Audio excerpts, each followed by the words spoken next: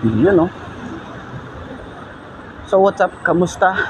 Ayos ba tayo dyan? So, ngayong araw na to, meron lang akong mga ilan-ilan na agenda at meron tayong mga gagawin ngayon. Pero sinabay ko na to, yung pagbablog.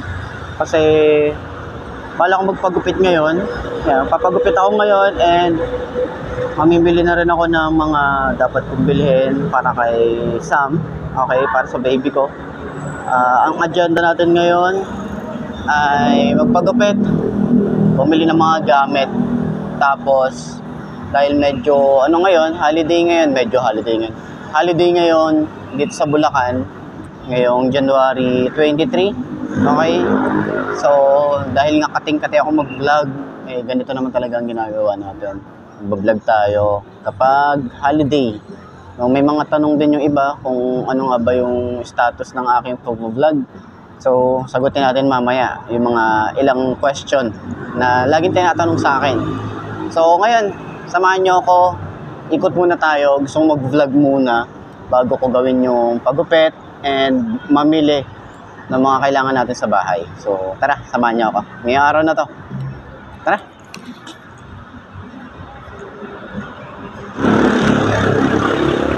Grabe nilang bago ngayon dito. Dami sila mga pan-tricycle. And may mga nagtatanong kung full-time vlogger daw ba ako. Hindi naman ako full-time vlogger, no?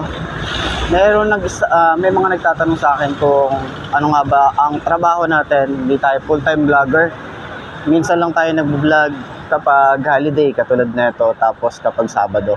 Yun talaga yung free time ko na mag-vlog. And para gawin yung mga errands ko sa labas, sinasabay ko yung pagbablog. So, ang trabaho ko talaga ay nasa isa akong kilalang mall. Okay. Doon ako nagtatrabaho. Regular employee ako doon. And matagal na ako doon. Mag 12 years na ako. Pero dito sa pagbablog, parang mga 5 years na yata ako nagbablog. Mula nung pandemic. No? So, yun. Sana nasagot ko yung tanong na kung full-time vlogger ba ako. Hindi ako full-time vlogger. Daily upload pero hindi full-time. Part-time siguro. Tapos hindi naman siya masyadong, alam niyo yan, hindi ko masyadong kinakareer. Pero nakasanayan na ng katawan ko na mag-vlog ng mag-vlog. Kasi nga hinahanap ng katawan ko na mayroon akong ginagawa. Ayoko nang wala akong ginagawa. Lalo na ako pag nasa bahay ako, buryong na buryong ako. So gusto ko yung meron akong ginagawa. Meron akong ini-edit kapag free time ko. Para at least hindi nasasayang yung aking araw or aking oras na mag-vlog or mga dapat kong gawin. Siyempre, ang gusto natin na ginagawa talaga ay same lang. Yung trabaho natin, yung ginagawa natin trabaho, yung regular natin na pag-work. And etong pagbablog ko na lumalabas ako ng bahay, ito yung pinaka parang nare-relax ako. Nawawala yung mga anxiety na pumapasok sa utak ko. Madami kasi akong mga naiisip na mga idea. So gusto ko yung nilalabas ko siya. Kasi sayang, 'di ba? So dito ko na ilalabas yung mga idea. Yung pag-e-edit, marami tayong improvement na nangyari sa mga nakalipas na taon. And sana yung mga edit natin ngayong 2025 magustuhan nyo. No? So hindi tayo masyadong expert pagdating sa editing, lalo na sa mga effects. So gusto ko lang din naman mag-share ng mga ideas or mga motorcycle na gusto kong tinitingnan din.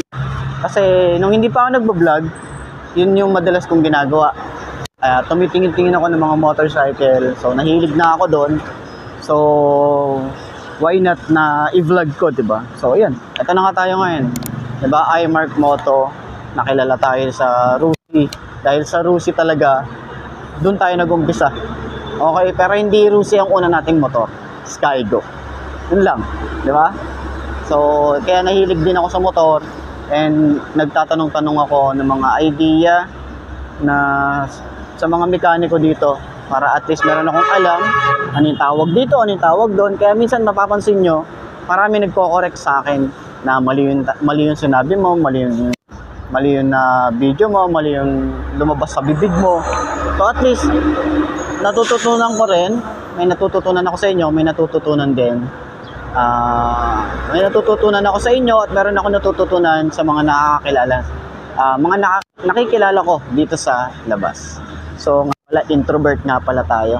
Kaya kapag merong mga customer or may mga nanonood or may mga nagpapapicture, ako na mismo yung nahihiya. Pero hindi kasi ako sanay sa maraming tao. Siguro dahil na rin sa pandemic, parang medyo ilag ako. So, kayo na nga, dahil nga may mga customer kaya nagtago muna ako. Dahil nga nahilig ako sa pagmumotor, mahilig ako mag-rides. So, dati sinishare ko yung pagra-rides. Ngayon kasi, bibihira na ako lumabas dahil nga meron akong baby. Hindi ko naman pwedeng iwanan palagi. At syempre, maliit pa yon, sa 17 months pa lang. So, at least palitan kami ni Mami kung paano sa pag-aalaga, di ba? So, meron akong dadas duty, meron din siyang mom's duty, para at least natutulungan ko siya. After ko mag-vlog, uwi na ako, yung mga gagawin sa bahay, nagagawa natin ng maayos. So, yun lang, samahan nyo ako, ikot pa tayo, kung saan pa tayo pwedeng magpunta bago tayo magpagupit. Okay, so sana nasagot ko yung nagtanong kung full-time vlogger ba ako. Hindi po ako full-time vlogger. Half vlogger, half employed. Okay, yun lang. Ayos. Tara, ingat kayo ha. Ingat po, ingat. Bye-bye.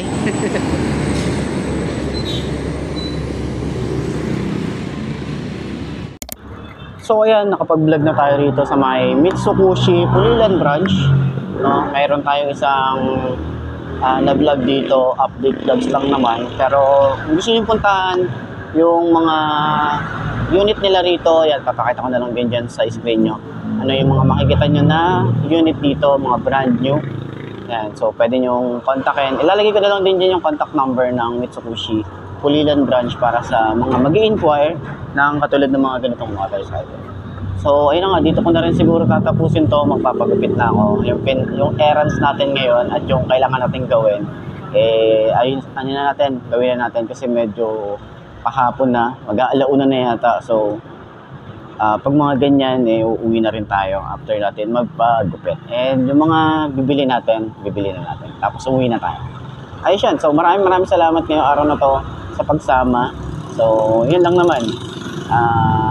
Wala lang. Na-share ko lang din sa inyo yung mga pwede natin puntahan at kung ano yung mga ginagawa natin sa pang-araw-araw, lalo na ngayon, pang-araw-araw talaga yun. Hindi, yung mga ginagawa natin kapag wala tayong pasok at kapag nagbablog tayo. So, etong Point Talks na to, ito yung parang behind the scene ng mga ginagawa natin na vlogs. Okay, sa mga branch na pwede natin i-share din at yung napanood nyo rin kanina, si Boss, yung mga nag-experience niya sa motor niya.